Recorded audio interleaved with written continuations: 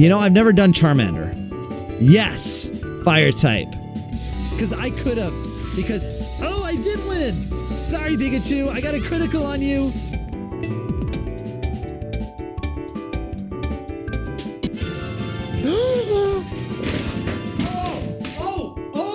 Oh, no. No, it can't be. What, Jake? It's Mega Gotcha! Oh, she got it! Yeah! Oh, man! I got it. All right. Watch out! Oh! Oh, it was pulling it in the portal, Jake, no! This is one of the most anticipated videos I've been wanting to make for a while, since it is the 10th anniversary of Brick Bronze, but I have really wasted a lot of time on this. I got sick, I had dentist operations. It was not fun, but I am finally getting ready to look into, of course, Pokemon Brick Bronze. Pokemon Brick Bronze is still one of my favorite games of all time, and still is to this day, because it actually had a kind of profound impact in me, but it also was kind of my introduction to the world of Pokemon as a whole. One of my classmates recommended me to this game, and of course the rest was history. But I want to get to the history of Roblox Pokemon Brick Bronze first, so let's dive in. Roblox started its development around the mid-2010s by two developers, T. Brad M. and Lando64000. It had a test phase around mid-2015 before its release as a pay-to-play game around October, which became free around late 2016. It later gained massive popularity within the Roblox community, and it won some awards at the 4th annual Bloxies, including Game of the Year.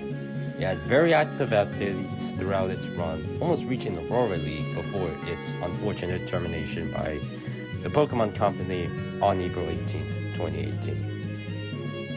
Its spin-off game, Lumion Legacy, made by the same developers, released around a year later. Brick Bronze had a wide array of things, from the battles to the trades to the locations having their own unique flair within the game itself, and of course the game in that era was a landmark in the Roblox community. It had its fair share of problems, but we'll get to those later, but the amount of impact it had from the community to the players, including myself, was of course very big. But its deletion was unfortunately expected to happen at some point. But without further ado, I think we should get to the game, so let's talk about the gyms. The 8 gyms in Pokemon Brick Bronze are really fun, with each having their own unique puzzles and layouts. They make you prepare for the gym leader battles, which are pretty hard, but can be a little bit easier if you have the Pokemon that has the advantage you need, like how Fire is powerful against grass. Super effective, The gym leaders are actually some of the people you may recognize from the Roblox community, like Chad the creator, who worked on Club Bodies, Ufisi, who worked on Treeland, and also worked on one of the most popular games on Roblox.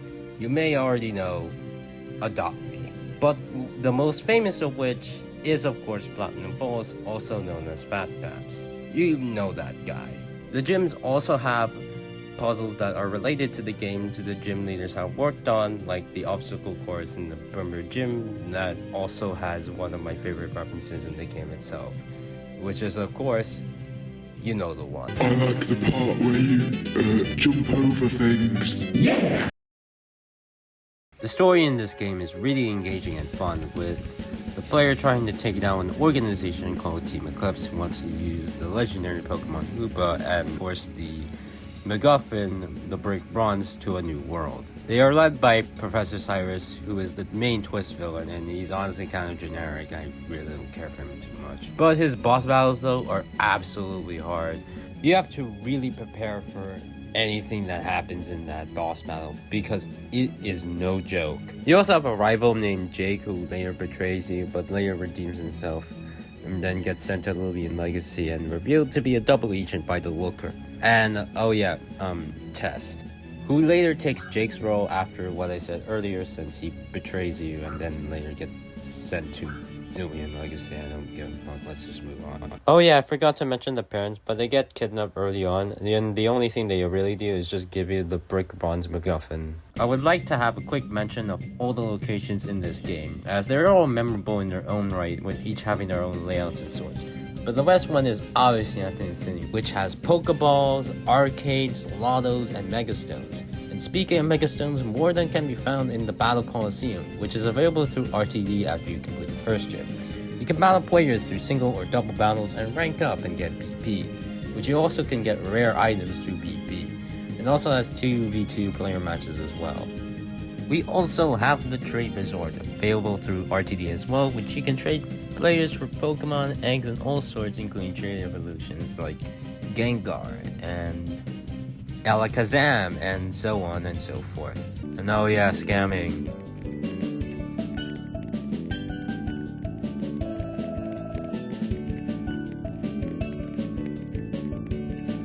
There is hidden Pokemon to be found, like legendaries and all sorts, like Diane's, Victini, and other Pokemon to be found in the Aurora region. There's also Pokemon like Rotom that can be found within the mansion area, and also you can breed Pokemon in the Laguna daycare to get a Pokemon with better IV stats as well. And also to get Pokemon that you may never get, like, you know, all sorts, like Fion and stuff. They're fun additions to the game, and I honestly love them to some degree. But yeah, I really want to get to the stuff that I really don't like. The microtransactions.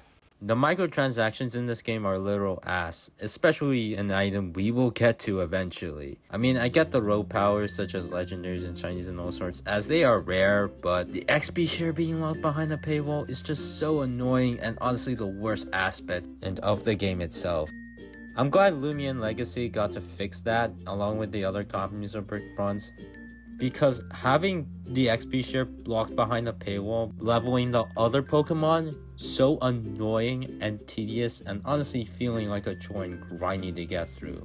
And it also doesn't help that you have to manually switch your Pokemon to order to get more XP, and it honestly just really is just annoying to get through. Ash Greninja also being locked behind a paywall is also that I don't like.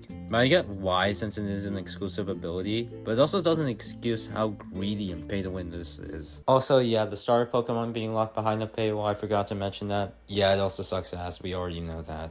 Which is probably why the game got deleted, so let's just get into that. Pokemon Brick Bronze was deleted on April 18th, 2018 by the request of the Pokemon Company. It left the community, its players devastated, and after its deletion, most of its player base left Roblox while others moved on to other games. It marked the end of the Pokemon Roblox era that started in 2016. Its developers would later create the spin-off sequel game, Lumion Legacy, but before I get to Lumion Legacy, I gotta talk about the elephant in the room real quick, and that's the copies itself. While the game was deleted, its copies still remain and still exist to this day, with them being mostly deleted not long after, but always get recreated, because, you know. Which leads to two of the most popular copies, Bronze Forever and Aurora Conquest.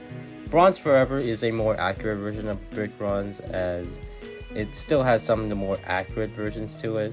It also has the Lumion font for some reason, I don't know why. Also, I think it's a little more accurate to the end of the game, like the Victory Road and the Elite Four, but it still suffers from the same problems like I said before. But Aurora Conquest, while it is a much more harder game, it's probably the best copy out of all of them. It fixes a lot of the issues, like you could actually get the starters through raid dens rather than just buying real world money. And also it has a lot more content, and it's a little bit of a more modern version of Brick Bronze. Also, both games have the hardest Elite Fours. I can't tell you how hard it was because it was just hard for me.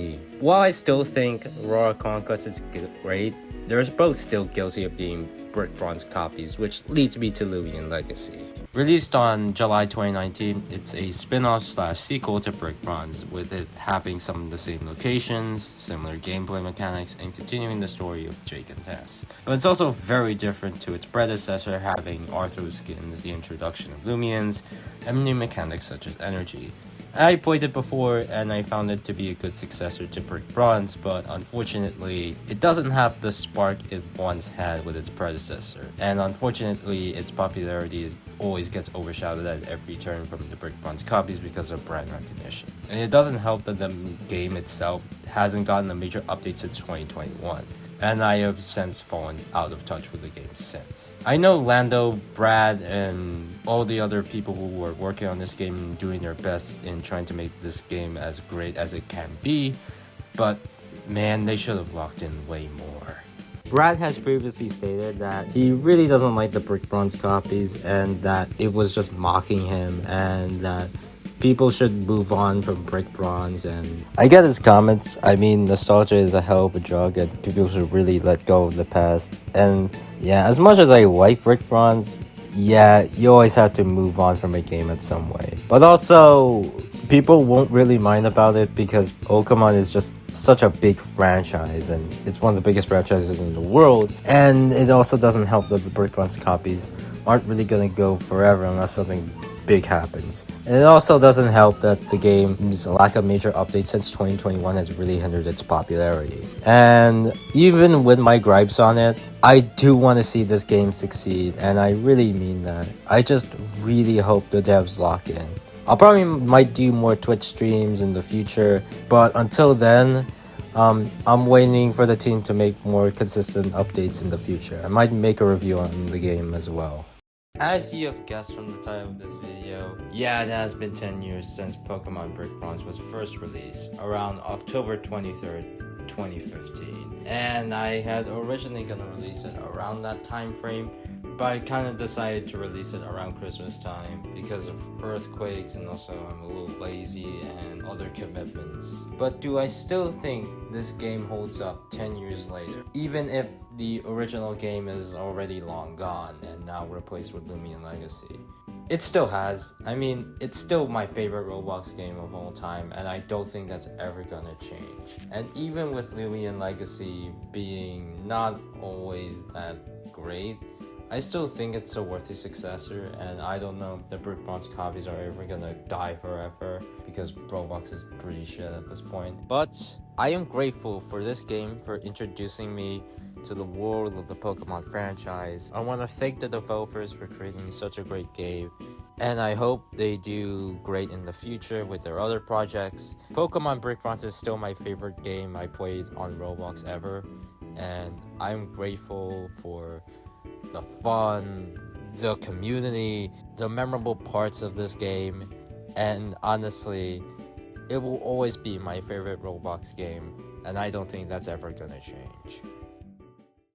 Hello everyone! Before I end this video, I do gonna address some things.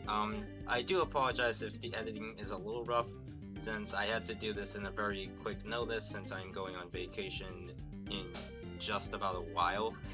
And until then, if you enjoyed the video, thank you. Until then, I do have a little bit of more projects that probably may come down the line if you wanted to see those. Alright, that's it for me. Goodbye.